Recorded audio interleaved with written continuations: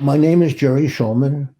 I've been working in addiction for about 54 years, in spite of my youthful appearance. I started when I was very young. I was two.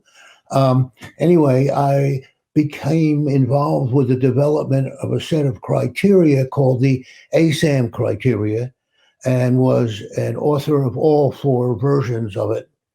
It is the most commonly used criteria for state regulators, treatment programs, insurance, insurance companies, Medicaid, etc. It's like this. It is to assessment and placement what the DSM is to diagnosis. Why it's really important to have guidelines, and I think one of the points I'd like to make to everyone listening to this is level of care follows assessment. And too often we choose level of care before we do the assessment to determine what is the appropriate level of care. And so it's really important that we have some kind of system. So if you say to me, this patient should be in an IOP program, a level 2.1, I already have some idea of what's going on with the patient. And so it's become not only critical, but it's become accepted. I would say that most insurance companies are now using it. Most Medicaid programs are using it. I think it's 40 states have mandated its use for its providers. So it is the thing. And what we want to do is make sure that people get into the appropriate criteria selected level of care. And that is not as simple as it sounds. For example, let's say you do an assessment on someone, and assessment is really key here, and it is determined that they need to be, let's say, in an IOP program.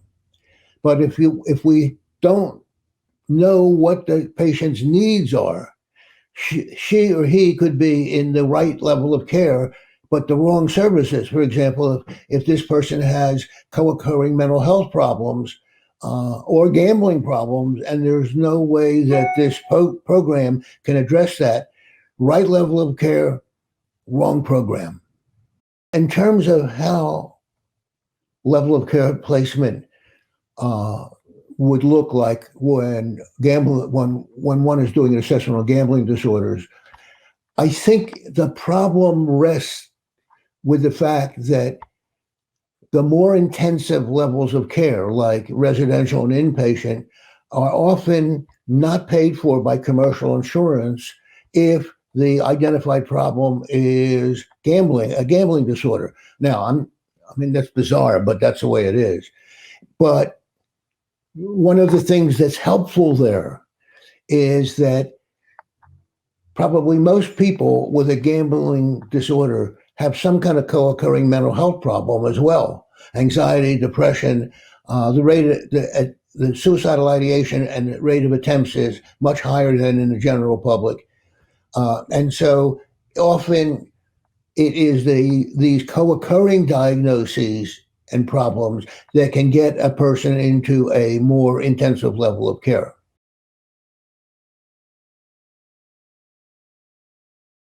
In terms of the next iteration of ASAM, it is now in the very beginning, and it will differ in that it will be much more research focused.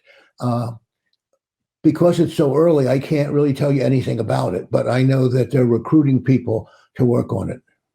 When the DSM-5 came out, they replaced the diagnoses of abuse and dependence with a graduated scale of mild, moderate, and severe.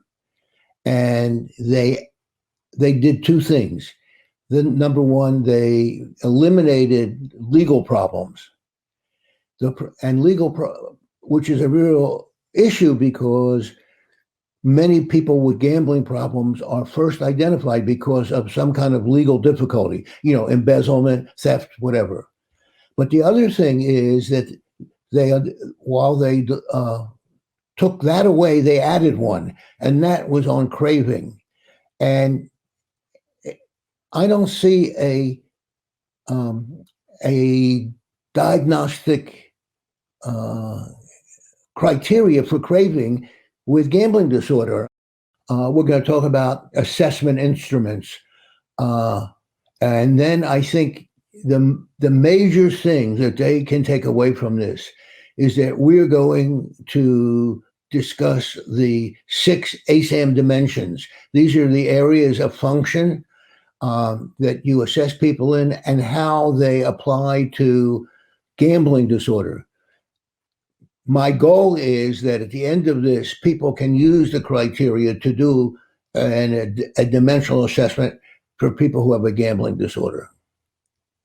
By the way, I have another goal, if you will.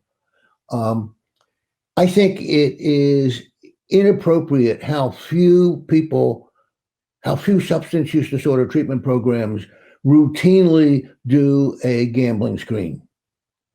And what we know is if somebody has a substance use disorder and a co-occurring disorder and you don't treat both, then you might as well not treat either.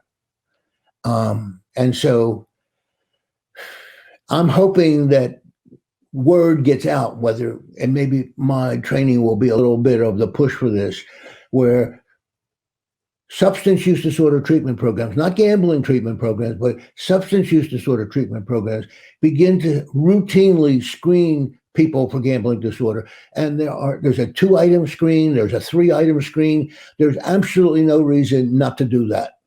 In terms of the importance of that and saving lives, Dimension 3, which deals with emotional, behavioral, and cognitive issues, amongst a gambling disorder population, the rate of suicide ideation and the rate of completed suicides is much higher than in the general population or in a population of people with substance use disorders without a gambling problem.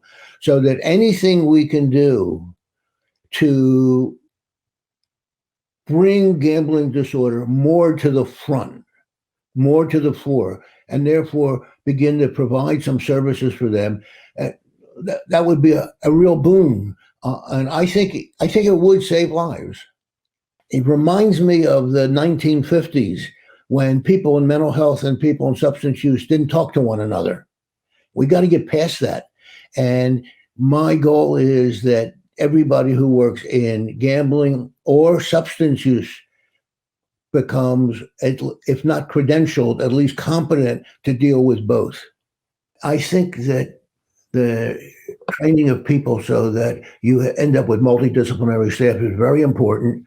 And I think one of the down the road results of that may be that commercial insurance, maybe even Medicaid, will begin to look for that in the providers that they fund or pay, reimburse. And, I think they should. I mean, people, this would be like going to a doctor, a nose doctor who doesn't deal with your throat or your ears. I mean, it doesn't make any sense. We should have a comprehensive approach to people with a variety of substance use and behavioral disorders, including gambling. I have a website. It's www.shulmansolutions.com. My email address is G as in George, D as in Delta, Shulman, SHULMAN @AOL.com. I have a phone number, but I can't guarantee that I'm going to be where the phone rings, and that is area code 904-363-0667, and that's East Coast.